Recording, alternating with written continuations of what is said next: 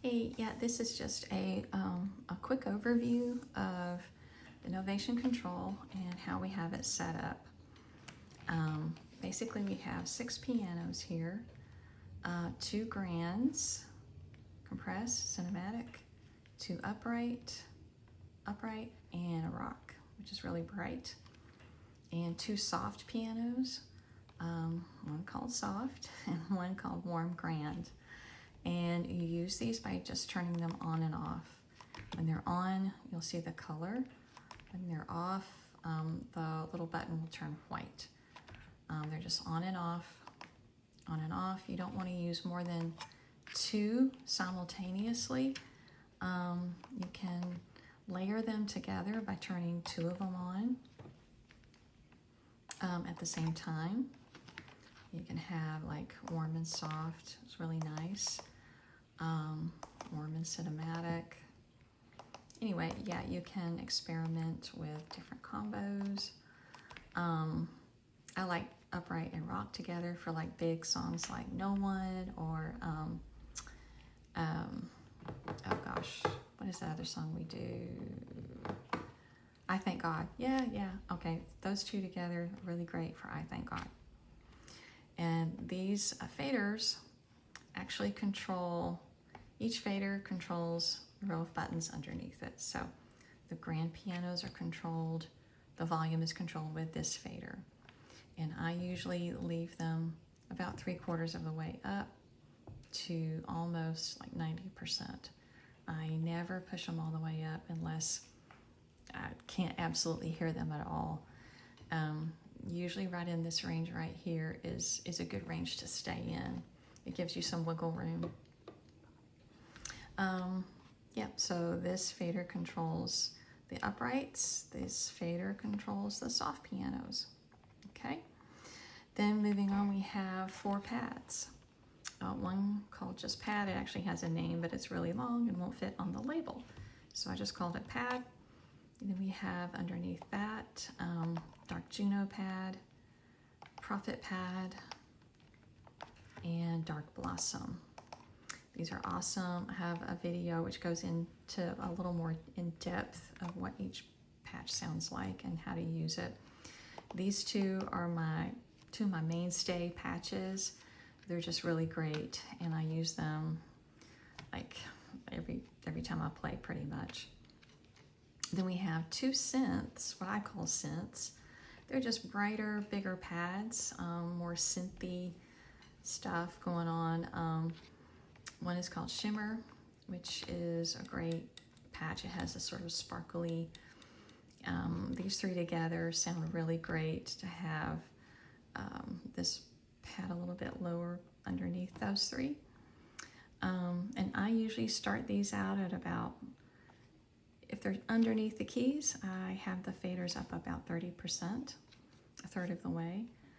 For big songs, I'll push them up pretty high. For big builds, etc., or pad heavy songs that really don't have a lot of piano, you can really push the pads up. And yeah, I would also be careful not using too many pads and synths at the same time, like maybe 4 is your max. It's really great to use more than one because you can create some really nice layers and layer the sounds with the pads and create some nice effects with that. Next is a group called what I call texture, which is just, for lack of a better word, for just extra sounds. This top one is called CP70, and it just sort of adds it almost sounds like an electric guitar a little bit. It just adds a little bit of texture. That's why I called it add. It adds some texture to the keys. And it is only on the upper range of the keyboard. It is split. So it is not active on the lower range of the keyboard, only on the upper range. And then underneath that is an organ. And when you use the organ, something to be aware of is that on the Nord, the organ vibrato is mapped to the mod wheel on the Nord. So all the way down is the vibrato is going to be flat. And then as you push it up, it's going to add more vibrato to all the way up, being full vibrato. Yeah, so just be aware of that. If you do use the organ, which I highly recommend, it sounds great. It's great to pair it with the rock piano or the upright or any of the pianos, really. You can pair it with the pads, have the pads up and put the organ under it or above the pads, and have a really nice effect. And then on this far end, this fader is not controlling anything currently, nor is this row of buttons. This is extra for other things we can use later on to control. But we have two features here. This one's handy. It's a chord feature. When it's on, it will add an octave layer to the pianos. To any of these 6 pianos, it'll add an octave. So if you are doing like really fast octaves and it's hard to hit those octaves, you know, manually in real time, you can add that feature, turn that on, and just play one-fingered notes, but it will sound like an octave. So very handy tool. Underneath that is something called split. It will split the pianos to where the very upper, like the last octave or so of the keyboard is, the pianos are off for that very top end octave. So you could have like set up a lead or something like that. Sometimes that's handy to do that when you want pads at the upper end and piano on the lower end. Sometimes that's handy as well. So it's a quick overview of just how to basically use the faders and the buttons. Next, let's look at the buttons, the knobs up here.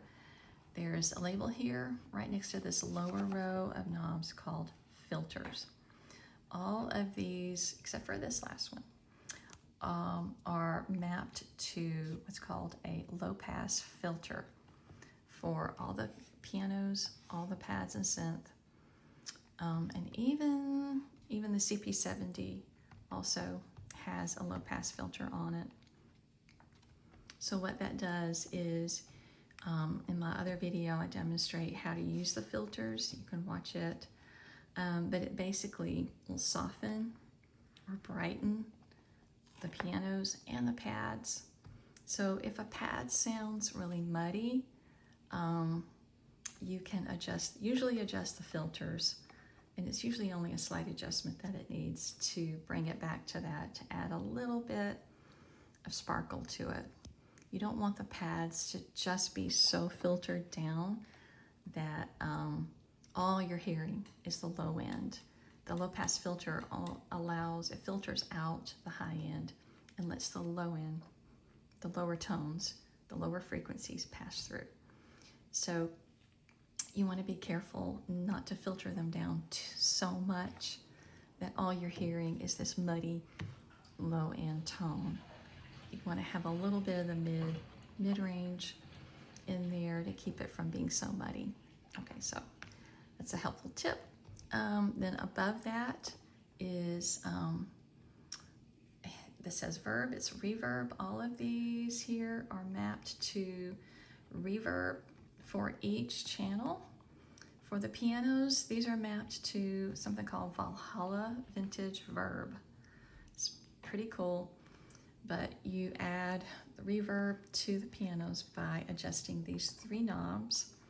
You would adjust these for the pads and synth to add reverb, but you almost never have to do that because you would just have a mushy mess if you add too much reverb. Sometimes it's cool to do that, but if you add too much, they'll all just run together, and you'll lose clarity in your sound. So above the reverb is a row called delay, what delay does is it's kind of an echo effect.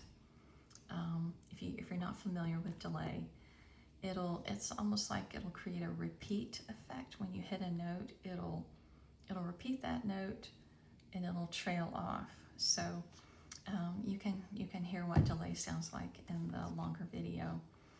But I usually have the delay either completely off, and each of these 3 top, actually I need to change that. This knob right here controls the piano delay. So you just want to be careful with the delay. If you get too much on there and it's not in tempo with the song, it will sound funky. Yeah, it'll sound like you're off. So if you do use delay, you want to make sure that you have the tempo of the set that you're using set to the same tempo as the song that you want to use that effect for. And while we're up here, we have this little window.